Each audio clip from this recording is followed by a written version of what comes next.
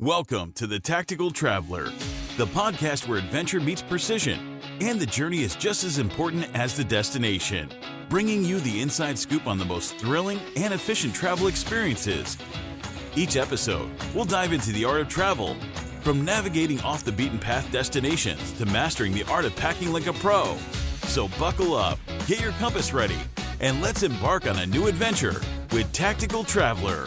Here's your host, John Rankin.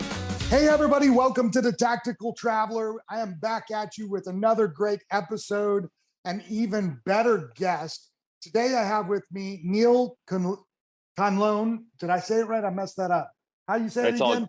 It's all good. Conlon. Conlon. Dang it. I'm usually pretty good at names. And I'm excited to interview you today. You know, we have a common background as veterans. You're in a great group with me, the Vet Tribe. And you're a successful businessman who's traveled all over the world.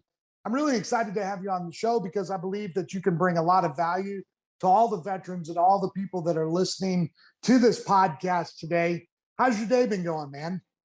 Good, man. I'm in Chicago today. I'm back on the road now that the masks have come off. And I really appreciate us being able to do this. I know we've been trying to do this podcast for a little bit now. And excited just to dig in with you. Cool, man. Now, listen, I said, how's your day going? You said you're in Chicago. That does not sound like a good day. I'm from that neck of the woods. Right. No, that's very fair. Very fair. No, I actually am having a great day. It feels good. One of my most comfortable places in life is traveling. And so 2020 was hard for me in the sense of, I had to really slow down a lot of my travel. Now that we're kind of opening back up, it feels really good to be back on the road. I'm in a place that I do like Chicago overall as a good place to visit. So it feels good. And now we're doing a podcast. Yeah. What are you doing up in Chicago? You know, after being part of a bunch of different businesses and running different businesses in different roles, I got to a place about 2 or 3 years ago where I really felt drawn to helping small, medium-sized businesses. When you've run big sales organizations and large sales and marketing machines the way that I have, there's so much you learn that I just felt the responsibility to be able to go to a small business and explain to them these little tricks that you don't learn in a small business on how to improve your revenue and how to improve your sales and stuff like that. And so on top of a bunch of other entrepreneurial stuff that I do, I'm also a business coach. Oh, nice.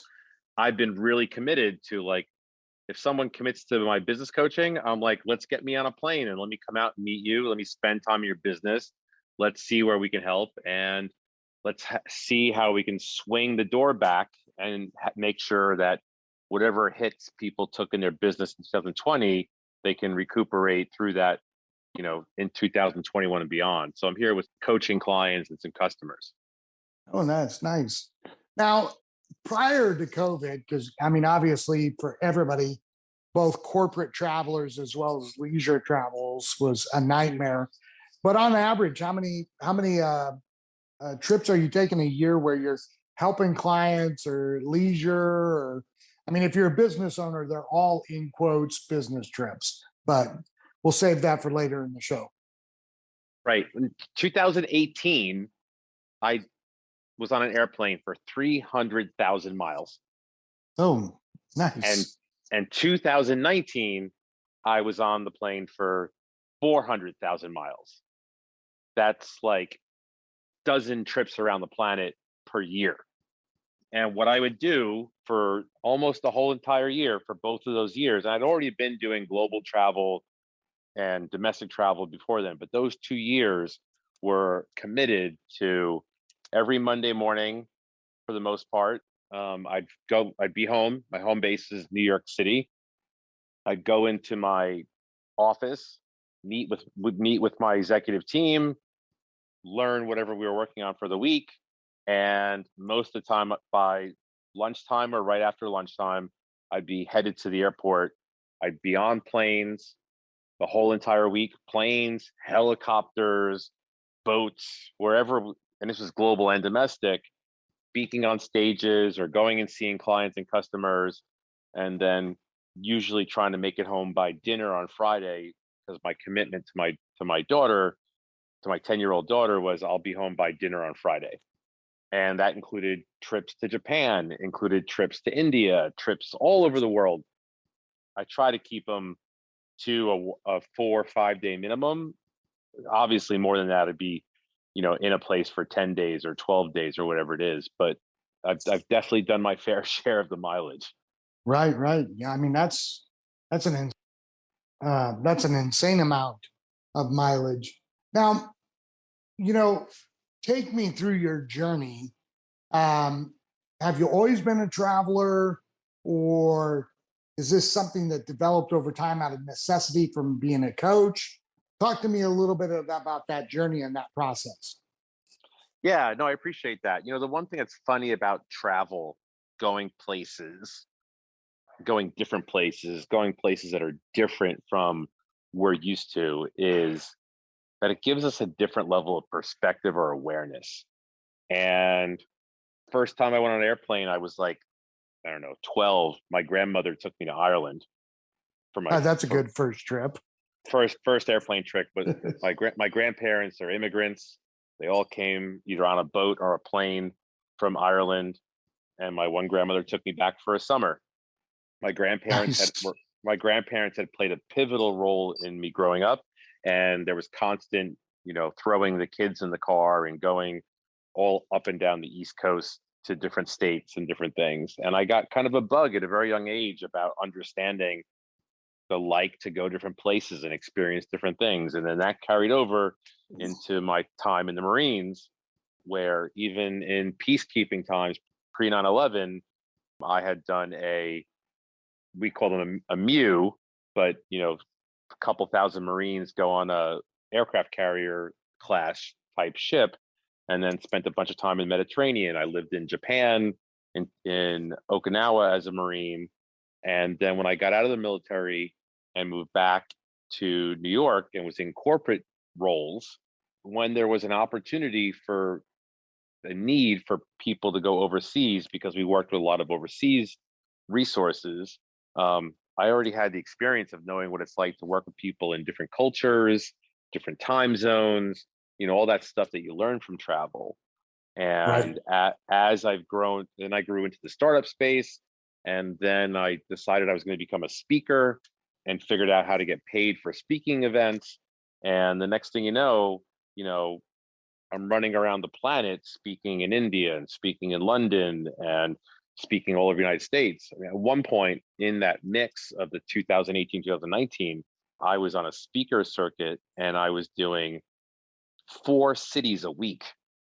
And it was literally like, I would wake up in some hotels and I would have weird deja vu and not even remember what city I was in, because it would be like, get on the plane in New York on Monday morning and fly to Boston, speak Tuesday morning at a conference, go right to the airport and fly to Chicago, speak the next morning, go to the airport, fly to Boulder, Colorado, or Colorado Springs, speak, get on the airplane again, fly to Dallas, speak, and then be back home by Friday. And you wouldn't know whether you were coming or going sometimes, but it's just amazing perspective and awareness. You learn how to live with less. You learn how to, you learn a lot of gratitude. I would travel so much. I had trained myself to really just appreciate, the opportunity that I had. And so when my flight got canceled or I got stuck in the airport or any of those things, you just learn to like, it's going to be okay. Yeah. Let me ask you this, and you may have not even have thought it through, but how much of what you do now is really the result of your grandma taking you to Ireland for a summer? Oh, it is. The 2 things that come up for me there is, one, you don't unless you look back retrospectively at the influence that you have at such a little young age, right? Like you don't realize how much impact those years are when you're an adult.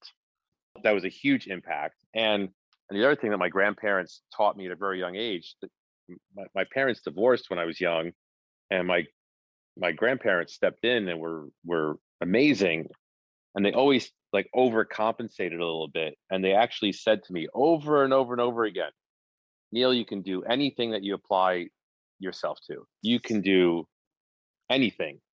You can accomplish anything in this world as long as you really go for it. Yeah. And it's funny because like what they didn't tell me, in force was Neil, you gotta play by the rules. Neil, you gotta follow the process. Neil, you gotta do what everyone else tells you to do. They told me you can do anything you want as long as you focus on it. And that's really the life that I've carved out, is a life where how do you go from military veteran into corporate world, into startups, into business coaching. And I've never ever I've never had a college class. Right. Like I coach a CEO right now of a $400 million a year company. And I've never been in a college class, but I have a mindset, and I have the authority, and I have the background now to be able to do that. A lot of that has come from my grandparents and the perspective I have from all this travel I've done. Yeah, no, I mean, that's definitely an important part there, and even a lot of people don't really get it, but just the mere fact of being in the military makes you into a person that can walk in that authority, that has been in really crazy situations. So even like the most dirtbag soldier can handle stress and conflict and, all of that stuff. I think, a lot better. And it puts them in a position where they could really look from the outside and coach in a way, if their heart's set on that kind of thing, to where they can say, is it really that bad? Let's think about this for a minute. And they can really bring some good outside perspective. I mean, even if they were just eating crayons for 6 years. Right. Well, I've really leaned in on this new term that I've started to hear recently, this idea of mental fitness, right? And I think it's really interesting because we live in this age where, we will spend, people will sign up for a gym, right? We'll spend hundreds of dollars a month on a gym. We'll spend, $50 to $100 a month on supplements and protein drinks and whatever else, probably a lot more than that. And we'll spend all this money on clothes, and all because we all want to look a certain way, right? Come on. And yet, you can do all those things, and then something like COVID happens, or somebody loses their job, or somebody breaks up a relationship, or something happens financially, and you literally spent all that money on yourself, and you are no stronger because of it. You're just going to go off the rails. Right. And I think that one of the things that people don't recognize is that for veterans, absolutely, right? Your mental fitness is the muscles of your mind are so much stronger than the average person.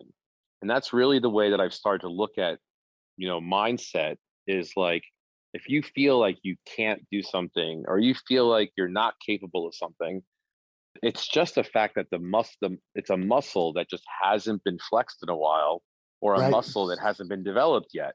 So, I have built a career off of like identifying where the weak muscle is in your mind or in your business, and then putting in the consistent routine that will strengthen that muscle and that we can learn from it.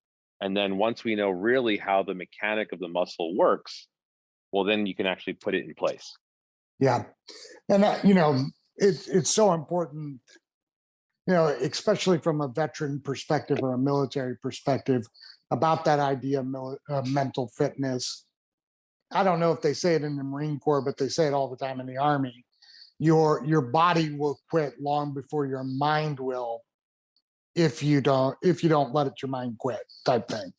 And the whole idea is that we are able to endure so much more than we think, but it's usually that we, like you said, haven't just exercised it, so we quit before we really ever had to.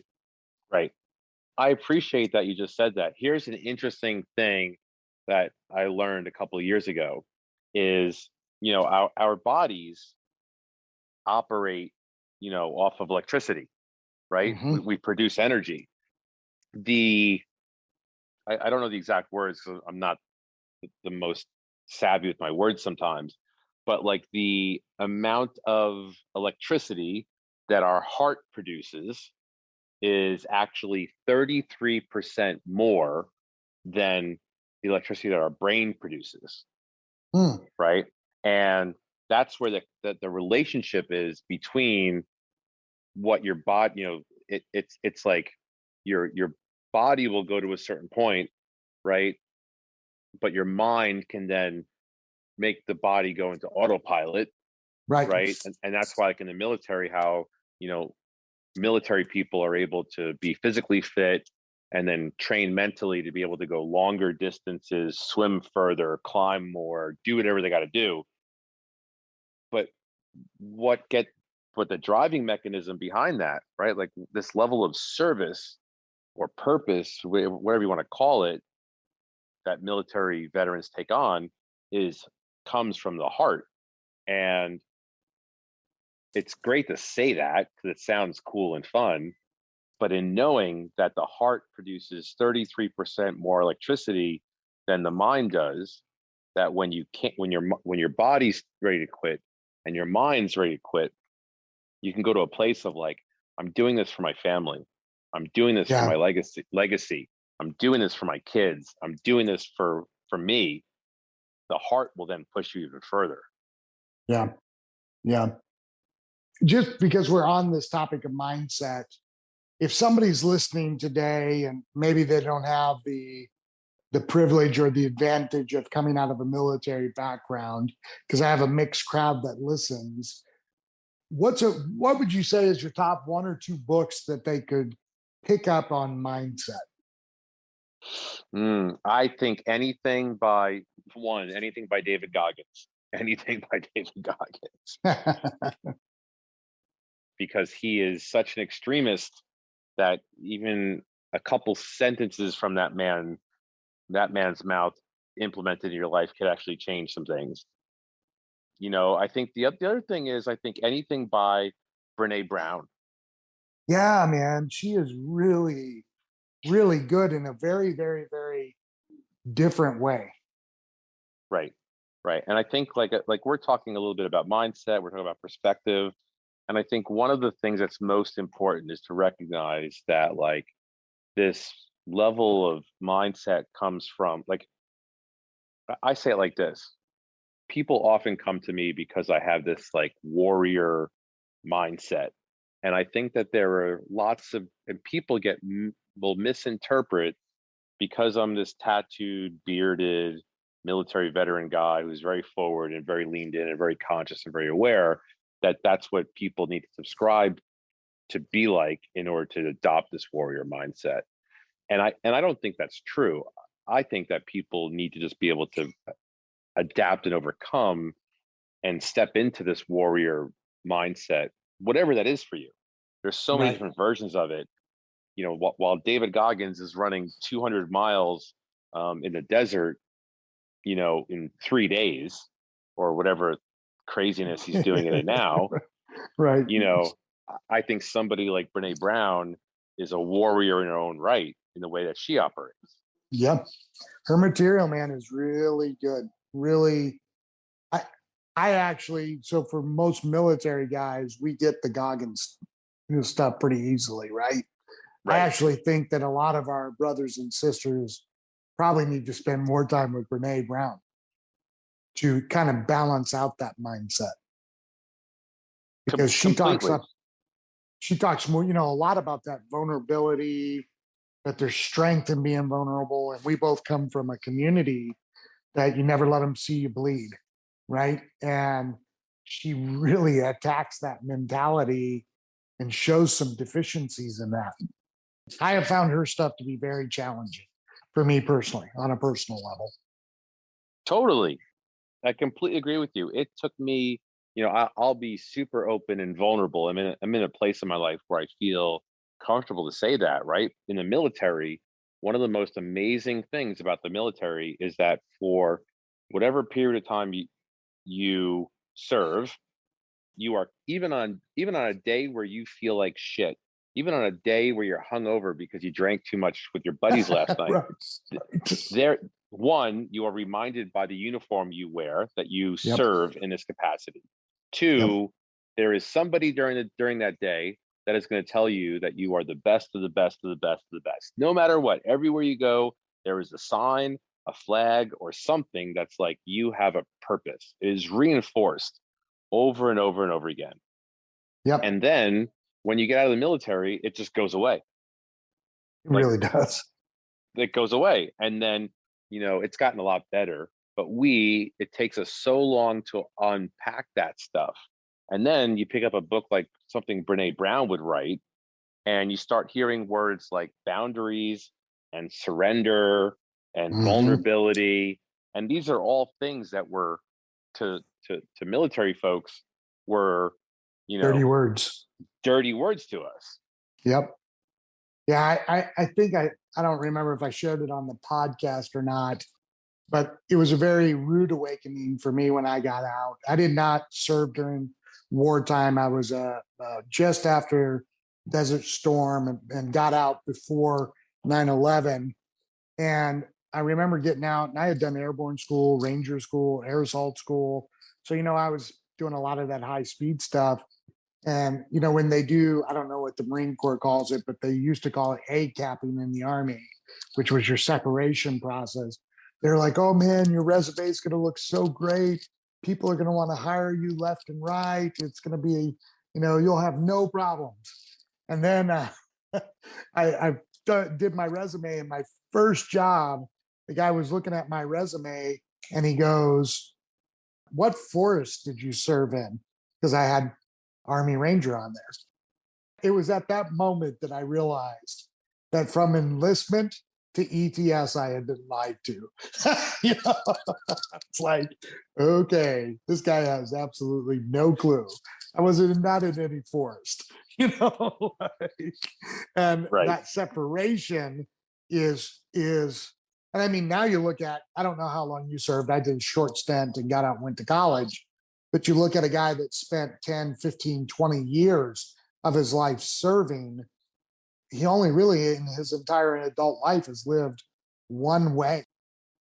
And then to get out and have to fundamentally change who he is. I mean, so I worked for Special Forces for 20 years, right? And I watched these guys who were top 1%ers in everything they did. And then they would get out and their choices were, do the same thing you did in the Army, but now as a contractor, unless you were an 18 Delta. Right.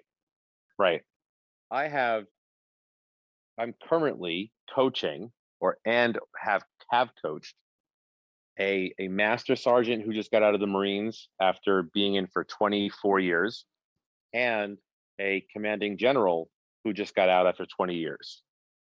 And, the crazy and amazing thing that I've learned, and I feel really grateful and blessed to experience this, right? I have this spectrum of coaching clients I also run a men's accountability group, which is just a place for men to be held accountable for things that they're working on, and a place for them to just kind of unpack a little bit, right? A place, because we're so busy being the head of household, or so busy running our businesses, and so busy doing all these things, that sometimes we just need a place where we can vent and feel safe enough in order to be like, I just don't know what I should do next. And in these groups, I have everything from a man who lives in his car and works in his car so that he can live close enough to see his daughter every day, all the way up to CEOs and business owners of big companies. Right. And the amazing thing, and so wild, is that the commanding general or the master sergeant or the CEO of the company or the guy living in his car, we all experience the same problems. We all feel some version of uncertainty, some version of self-worth, some version of not being good enough to do the thing that we said we're going to do. And in the military serves an amazing purpose and does amazing things, and we have a responsibility and all those things, lots of positives. The crazy thing is that I'll just mention the master sergeant. He is, for anyone who doesn't know, a master sergeant is basic, E8. I mean, you're basically at the top of the food chain in the military. You automatically have this amazing respect for the most part. And you've been doing the same thing over and over again for years. And then it ends. Yeah. And you talk about an identity crisis, right? Exactly. And you immediately come out of this place where you basically, it's like you ate at the same restaurant for 24 years of your life, and every single day the food was exactly the same, and it was paid for, someone paid for it for you. You just had to walk in and do the work, and then all of a sudden it goes away. Poof. Yeah. It's just not the same anymore. So it's been an amazing journey to be able to share with men like this and other high performing men and men who want to be high performers, and explain to them that they are not alone, and that they are, that feeling that they're maybe feeling for the first time, like that they like surrender, like they need some boundaries in their life, like they need some vulnerability, like they need to unpack some shit in their life.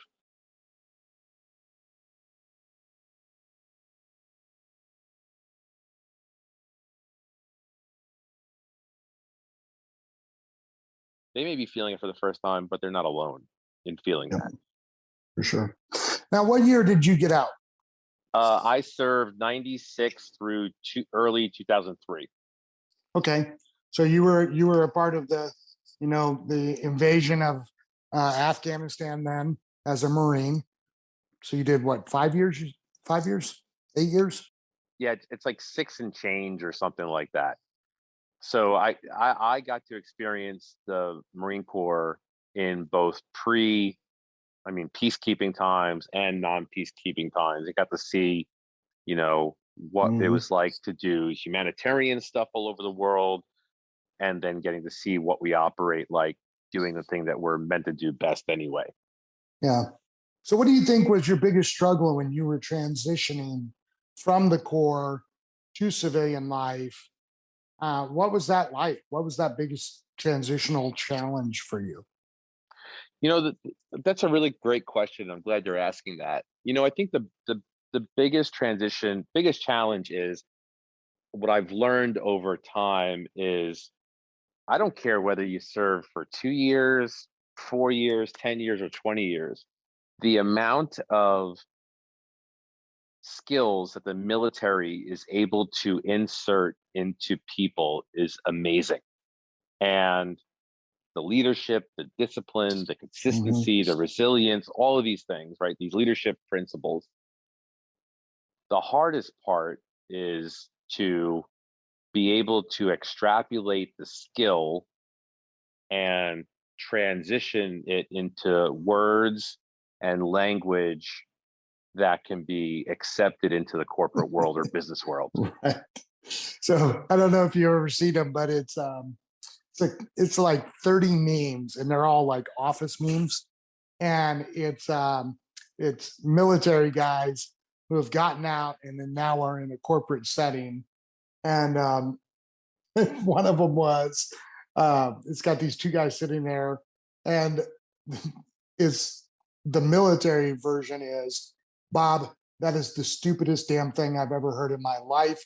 You are literally robbing the oxygen from plants with your stupidity, right? And then it says the corporate version is, Bob, I'm not really sure that's the best way we should approach this.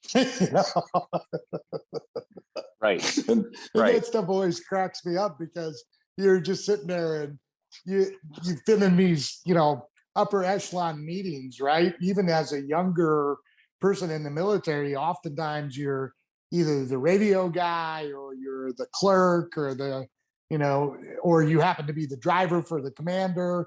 And so you get pulled into these meetings and you hear the most wazoo stupid things. And in the military, people just like call that stuff out. Like, that is the most asinine thing I've ever heard in my life. What Yeah. planet did you come from? And then when you get into a civilian, a civilian populace, you cannot be that direct. You cannot be that confrontive. It's a huge transitional challenge, I think, for a lot of people. Yeah, and I think it I really like the fact that what you just said, right? Because the thing that was coming up for me to share with you was, I think the military, no matter what your job is, the military at a minimum will ensure that you have all the skills and resources to accomplish that task. Yep. Right. That is the bare minimum. I don't care whether you're driving a truck or, or all the way up to special forces or whatever it is. You'll have the minimum requirements, and, something that our military does really, really well. And I've experienced this is like, if you were a platoon commander or a platoon sergeant at this type of unit at this type of place, you go to the other coast and you step into the same exact role. It's the same exact thing. We're great at scale. Mm-hmm. And, I remember I was out of the military for 5 or 6 years. And I got a big corporate job. I reported directly to the global CEO of a company that had 16,000 employees globally, hundreds of millions of dollars, maybe even close to $1 billion in their portfolio. And I'll never forget that I got the interview, and the recruiter who got me the interview sent me the cover of a business magazine with the guy I was going to interview for on the cover of the magazine. And I was like, this is, whoa, like Mm-hmm. this is the guy. Right. And, long story short, I interviewed and, worked for that company for a couple of years. And it was so funny because my boss would go and speak at a non-for-profit or a philanthropic thing or some charity ball, and everybody would be like, oh my God, he's the most well-known blankety person, a blankety this, a blankety that. And what you don't see is that behind that, this person had a personal driver, 3 assistants, Right. a chief of staff, a speech writer, like, Yep. and you don't realize that it takes, so in the civilian world, it takes so much more effort and so much more resources in order for you to accomplish these things that people are trying to accomplish. When you're in the military, you've been taught the basic necessities to survive, and you have that sense of purpose. You just move differently. Yeah. No, that's for sure. One of the things that has always struck me as well is, we're the military, regardless of what branch you're in, and even if you didn't serve and were in the Air Force, for example, there's always this leadership component that corporations look for. And I don't know about you, but I always used to laugh because like half the stuff we pulled off was just by pure blind luck. Like, it was not because we were this great leadership institution. It was that we had just the grit and the stubbornness to just get it done. And then when you get into the civilian sector, you start to look back and you're like, man, maybe we weren't really all that jacked up. And I've always just found that really comical when I'm in corporate settings and I'm like, has nobody ever taught you guys how to do a backwards plan? Like, do you guys not understand that you have to like request supplies before you run an op? Like, this is such like common sense stuff to a military guy. But when you're in it, you're just laughing that you're like, oh my God, I can't believe that stuff actually worked. Do you find that as well? I mean, because you're consulting with all these big CEOs and you're doing this. I mean, tell me about that experience.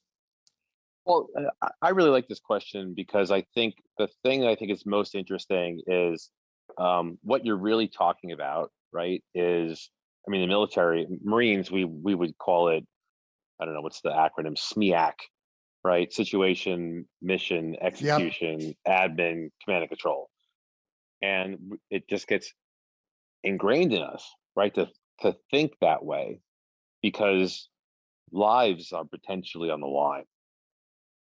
And we're in this very interesting time, I think, where what we consider resources is so different, right? Like there's people, I mean, like I joke around with people, I say right now in today's environment, the ability for a man to be able to understand how to start a fire is Yeah, come on.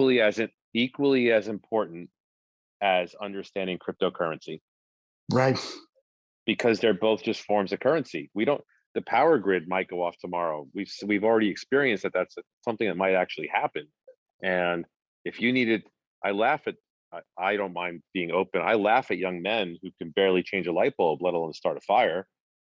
Right. Um, but Yeah. I also feel bad for men that are out there that are like working a 9 to 5 job and really trying to figure out their finances and being like, I don't know, several months ago, all you had to do was buy like $200 worth of Bitcoin and you could have made $25,000. You just had to Right. be paying attention to it. Or Doge or Um, whatever it was. right. And so I'm not saying that you need to be super focused on these things, but are the way that we leverage resources is changing, and the Yep. way that so I think it's very important when I'm working with these business owners, people, because of our ego and because of our mindsets and all these other things, will be like, I have to sell or market this thing in this way or it's not going to work, and that's really not true. Yeah. And I just posted a testimonial on social media about one of my coaching clients who went from being in a really poor place, poor mindset, to doing $80,000 in commissions in 1 quarter and having a plan to take it to somewhere between 160 and 200,000 by the next quarter. Hmm. And the way that we did that was changing her morning routine. All I did was change her morning routine and work effortlessly with her on how to change her morning routine so that her mindset was in a place that she was able to not be distracted by the things that were around. And then she was able to really focus on what she's trying to do. And then she built a pipeline. Yeah. And that pipeline is so important, especially in the sales or the commission world. And if you're distracted and not able to keep that pipeline full, truth is that the commissions dry up. Well, and the other thing is I look at everyone. We are all animals. And what I mean by that is like we are all able to Pavlov dog ourselves. And what I mean by that is train ourselves to Yep. perform a certain way, Yep. right? And I was with one of my coaching clients this morning, and they were talking about like how clients are not feeling comfortable with the service because of vaccines and masks and stuff like that, and how things are going a certain way with certain customers and all this story stuff. And I said to as a response and a solution to this, what I said was, we have this capacity, like all money does is give us more capacity to do something with time. My foundation of a piece of my business coaching is the only currency we really have is time. That is the only currency we have. The only thing that money does is it affords us the space to buy more time to do more things. What I Right. mean by that is like if you got to mow your lawn every Saturday and it takes you 2 or 3 hours to do it, and you don't want to waste that time, what do? You pay someone to do it for you so you can get that Right. time back. Yeah. And so you could spend the time listening to people complain about your services or complain about your business or, give you shit for it. And I said to my client this morning, if you had 15 new clients lining up at the door trying to get your service right now, would you care about the 2 or 3 that are complaining about it? And the answer was no. And I said, well, which is a better use of your time? Go after new clients or to listen to the ones that are already complaining? And that's because of the capacity and the mindset around being able to focus on people who are aligned with your business versus people who are energetically just spending and wasting your time. Yeah. Yeah. And I think, especially in the context of a sales / commission driven business model, whatever that is, the easier solution is always just to bring in more volume. I mean, obviously, you've got to, if there's reoccurring issues, you got to address them. And we've heard this before. I mean, from a wealth of different people. Money does not make somebody good or bad. It exposes whether they're good or bad. And money doesn't help or hurt a company in the context of their issues. What it does is it exposes those issues. And really, when you look at the process that you walk that person through, being able to focus them in on attracting ideal customers and getting away from the negativity, again, money wasn't the solution, but it sure does help in the processes of us becoming aware of what's really important. Those people, like, you can find people complaining about everything. Right, exactly. And it all comes down to the perspective and the awareness you build from that experience. Yeah. That's good, man. Now, how many coaching clients do you have? How many are you taking? Talk to me a little bit about that and what that looks like in your life. Yeah, so the programs that I run, there's a couple different versions of it. There's one-on-one business coaching. There is an accountability program, both women's groups and men's groups. I feel drawn to separate into the 2 different groups because I think it's just a different conversation. And so I run these accountability groups throughout the week. And then I run a physical in-person retreat program where once a month there's a 3-day retreat. I've run them all throughout COVID for the past couple of years. And in total, I think it's a mix of the one-on-one business coaching, one-on-one coaching, accountability groups, and the retreat program. More than a couple hundred people in the groups. Oh, nice. We meet weekly.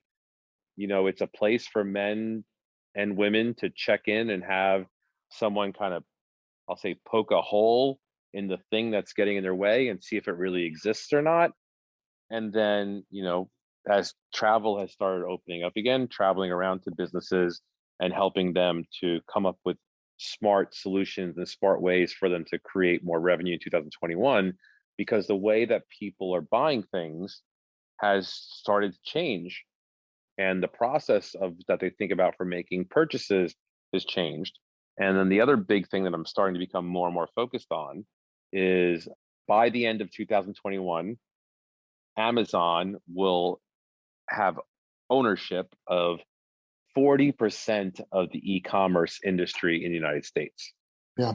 And I think that that's a huge thing for people to be conscious and aware of, because when something goes wrong or something has to edit or there has to be a change in the markets, if you're not paying attention, you won't see what's coming. And so one of the things I've been doing is building a plan to make sure that companies are aware of that and have products and services in place that they can continue to scale their revenue while being aware of Amazon taking over just about everything.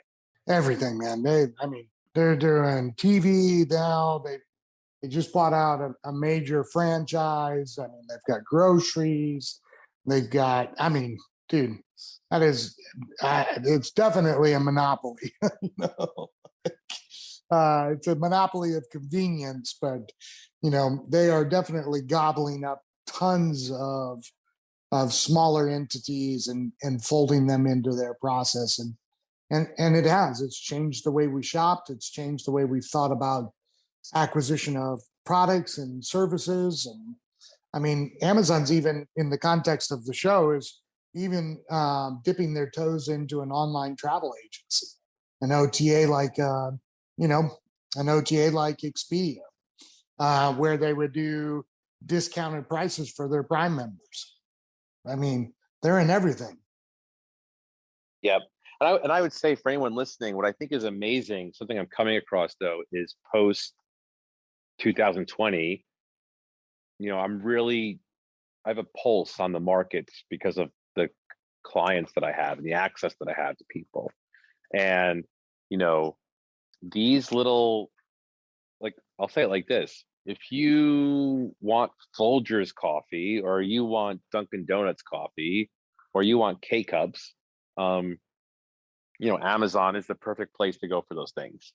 But what it's also done is created a amazing premium marketplace where people really do like, small batch things, and, small batch premium coffees, and small Mhm. batch premium alcohol, and, experiences, especially post 2020. If you're running a business and customer service has become so important, and providing a solid experience is a masterful way to really do an amazing thing.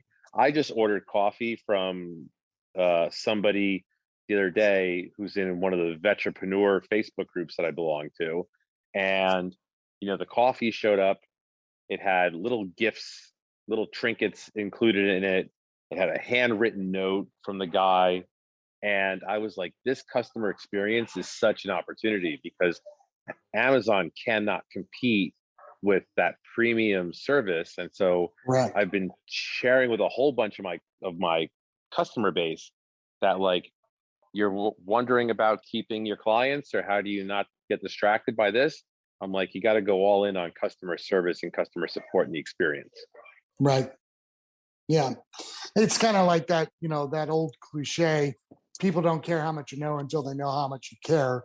If you took that and you applied that to your customer service kind of idea or vision for your customer service department, that's really what you're saying. Yep, absolutely. Which was that, Jose, by the way? Yeah, that is absolutely. Yeah, I see him popping in there and doing his coffee thing, and I'm like, oh man, cool. And I'm a total coffee junkie, so you know, I was like, it's good. So it had to be Greg or Jose. I was like, okay, which one is that? Yeah, I mean, like, again, I as somebody, I really try to support small businesses, right? In any way, I want the mom and pop coffee shop. I want to use the little bakery, the butcher, everybody, right? But living in New York, it's not that easy to do that when you live in New York, Yeah. because Oof. there's a lot of bigger businesses. Right. And it is such an amazing customer experience to get that level of service, to where you're getting a handwritten note. It's coming, it was immediately boxed up once the order went through, and all the little bits and pieces that, that level of delight. I've heard people say this before, and I agree with it, is like, there's more room in your customer's mailbox than there is in their inbox. Right. And if you can send somebody something, I'll just share one other thing that I think is useful, in that, one of my really, really good friends just wrote a book called Rise and Shine. And I bought 10 copies of the book. I'm reading the book now. It's a really great book. It's about men's masculinity, and in modern day. And I wrote notes and sent it to 9 other men.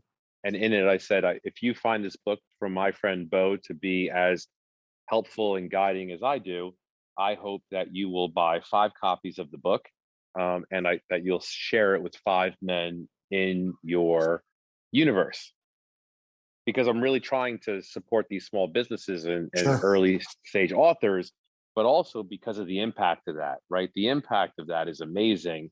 And I think that one thing that Amazon is going to create is that now these small batch businesses, this customer service, this attention to detail, this honoring the chain and keeping it going, this mental fitness or this intentionalness to be like, I'm sending you this book, one, because I care about you, two, because I think it'll help you, three, if you agree with me on any of those things, you should do the same thing. It's Right. really going to be a powerful transition that I'm excited for. Yeah, that's really cool, man. That's good support too. So, what do you? Well, really, I want to do two. So, I read an article not too terribly long ago about how COVID has fundamentally, for lack of better language, destroyed New York City, and not like on a health level, but on a financial level. Because as people began to telework, companies saw that their productivity didn't really drop off that much. And the article was really talking about that New York City has become almost a ghost town. Now that we're kind of pulling out on the other side of that, is that what New York City is still like? Do you see that as a future reality that these companies are going to end up fleeing New York? Because obviously, it's far more expensive to be in New York than, let's say, Florida. Talk to me about that experience, and then I'll ask you a different question here in a minute. Yeah, I think it's a great question. The way that I look at all of these things is I use a term. What I call this is reshuffling of the deck. And what I mean by that is, if you do you remember when the Kindle came out? When the Kindle first I came do. out, they were like, it is the end of books for everyone. No Right. book is ever going to live ever again. And everybody got a Kindle. And then everybody who had most of the people who had a Kindle were like, I actually don't like this that much. Mm-hmm. And then they realized that they could read news off of a Kindle, because you could download your Wall Street Journal, New York Times, Chicago Tribune, whatever it is, and read the news in black and white, because it was as black and white as the newspaper was. And then people realized that when they were reading stuff about mindset or fiction, it just felt better to touch paper, right? Yeah, it And really then does. everybody got a Kindle and got books, right? Barnes and Noble couldn't compete with that, so they lost a lot of bookstores. But now all these little artisan bookshops have popped up again, and that took a couple of years, right? The deck of Yeah. cards kind of reshuffles itself, right? And I think as that pertains directly to your question about COVID in New York and other cities, like technology is doing this amazing thing now, where like these big cities, as somebody who has lived in big cities, they're not the most healthy thing in the world for us, right? Right. We become stationary. We don't eat enough of the right foods. We don't get enough travel in. We don't get enough perspective. We don't get enough awareness. We start to get provincial almost. And I think that what COVID sent many people, back into the woods and back into the country and back into nature and all these different things. And so I think we're going to go through this period of time. It's going to take us equally as long. It's going to take a year and a half for the deck to reshuffle itself, but we're going to find different ways to figure out what that looks like. I mean, like, nobody, the funny thing about, there's brand tied to every city, right? Every city is a brand. You go to Florida for the beach, you go to New York for the bagels or whatever the thing Right. is, right? The pizza, right? Everything's a brand. But like, if you were to talk about New York City and be like, hey, we're going to take about 5 miles of an island, and we're going to shove 9 million people into it, and we're going to make it super expensive to live, and we're going to make it congested. We're going to make, if you were to describe it like that, nobody would want to live there, Right. but you could do the same thing about Tulsa, Oklahoma. So I think we're just going to go through a reshuffling of the deck and see where it turns out. Yeah, interesting. So what's coming up next for you? I mean, you have had just a plethora of experience and businesses and all this stuff. What's next? Great. I love this question. Right now I'm really focused on this giving back through my knowledge and experience. I recognize that in order to have done the things that I've done in such a short span of time, that took a lot of effort, work, whatever you want to call it. And I'm really committed to empowering people as much as I can. I'm working on the book that now will have a lot of those tips, tools, and resources. And the book's called Step Back and Kneel. And the book is about discernment. There's been many decisions that I've made in my life that at the time I thought was a bad thing, or I made a bad choice or a bad decision. And if I can share with people anything that is of value, it really comes down to that some of those choices will lead you to the amazing things on the other side of it. And there really is no bad thing or good thing in this life, but what we're learning constantly is discernment. So I'm working on the book, working on the coaching, working on the retreat program, and then, I'm actively investing, advising, shareholder in a handful of companies. Man, dude, you do not stop. No, that is true. It's like, holy cow, man. Hey, man. So what's your next vacation? There's vacations? Yeah, there should be. Yeah, no, I appreciate this is a good question. The next vacation, the next travel spot is going to be, I've got some travel coming up, going to see some guys that I served in the military with in Florida in a couple of weeks. I'm also big into hiking. And so we'll be doing some stuff out in California in the mountains there towards the end of the summer as well. Oh, cool. Cool. Good deal, man. So if somebody would be interested in reaching out to you, contacting you for coaching, what would be the best way for them to get a hold of you and to really pull from this immense pool of knowledge that you have? Yeah, I really appreciate that statement. And I'm on all the social media channels. It's at I am Neil Conlon, NEALCONLON. My website's www.neilconlon.com. I'm usually answering most of my DMs across the channels, and feel free to reach out. If nothing else, I will promise to show up in a meaningful way for a conversation and support the person in any way that I can. Oh, man. That's great, dude. That's great.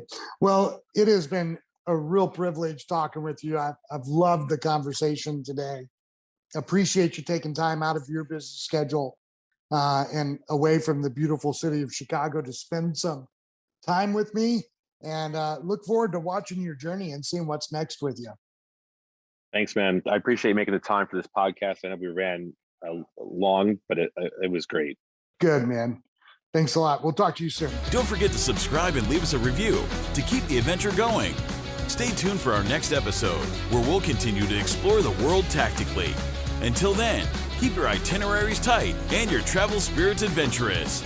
Safe travels, and see you next time on Tactical Traveler.